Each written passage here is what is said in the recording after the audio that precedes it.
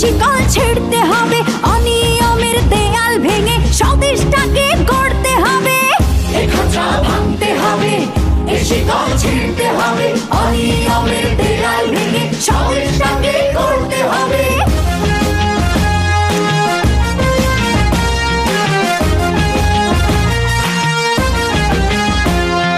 ঘুষখোর আর দুর্নীতিবাজ সাবধান